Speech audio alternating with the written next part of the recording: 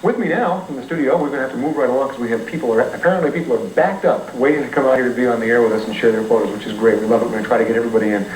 Mary Livingston is here with me from Running Water, South Dakota. She actually lives in Yankton, but kind of hangs out over at Running Water, the side of the Running Water Ferry over in Nebraska, one of the ways that we were hooked to our neighbors. And Mary celebrated the Centennial there this summer because that's where she grew up. There are 14 people living in Running Water, and they're full-time residents, and in the summertime, the crowd kind of grows. So, with me here, Mary Livingston. Okay, great. Mary, tell us about what we got the city sign here of Running Water, I guess. Right.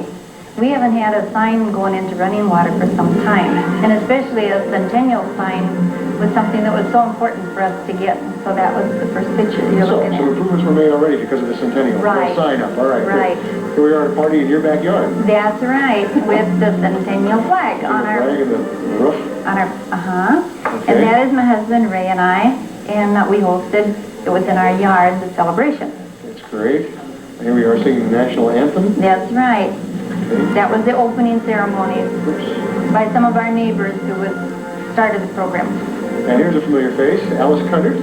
Yes, she was our main speaker, and she was a delight for all of us to have. She is a lot of fun. Yeah. Tractor pulling. Yes, we had narrated hayride tours of the village to tell you where the residents used to live and the business and everything from way back in the 1800s. So people could learn about the history on the site? Learn about it.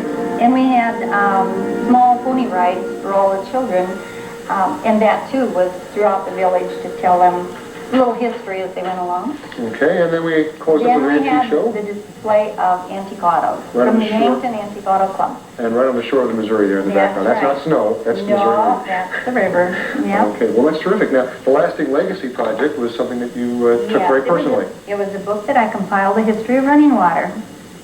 And is it like a thick book or a small book? It was 185 pages and over 300 and some pictures. And in another sense, you're kind of wearing a lasting legacy tonight. Yes, I sure am. This is my great-grandmother's in the 1850s. That is phenomenal. Yeah, my mother gave it to me. I don't know whether she knows I'm wearing it, but I just love it. Well, she does know. She knows now. Yeah, she will know. We'll keep you that secret. Thanks so much for joining us tonight. We're glad you were able to celebrate the Centennial of Running Water. And Running Water could best probably be described at this point as an economic opportunity waiting to happen. So there's plenty of things to do in Running Water if you get down there to do them. Right now, though, we're going to stay here in Pierre and party a little bit more. We have some events coming up that we want to share with you right now. Remember that the Capitol Ball is coming up at 8 o'clock right here in the Rotunda. I think you can hear the trumpets as they practice in the background. That's the University of South Dakota Centennial Orchestra. That'll be 8 o'clock Central Time, 7 o'clock Mountain Time.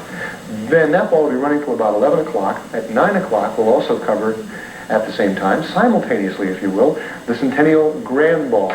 That'll start at 9 o'clock Central Time, 8 o'clock Mountain Time. And in between those two programs, we'll be back and forth. We'll be sharing the music. The 147th Army Band will be playing at the Centennial Grand Ball, and we'll be sharing back and forth the music that, and the people, the sights, the sounds, the action will be all over the place, as we have been all day long, as we continue to celebrate the century right here. We have more interviews coming up now with, Roland Chicoine's going to be here, Marilyn Wiley's here. We have interviews with people from in Pierre that were done during the course of the afternoon with some of the new additions to town. The Discovery Center is one area here in town that's going to be a nice educational focus for the community. We're going to share that with you.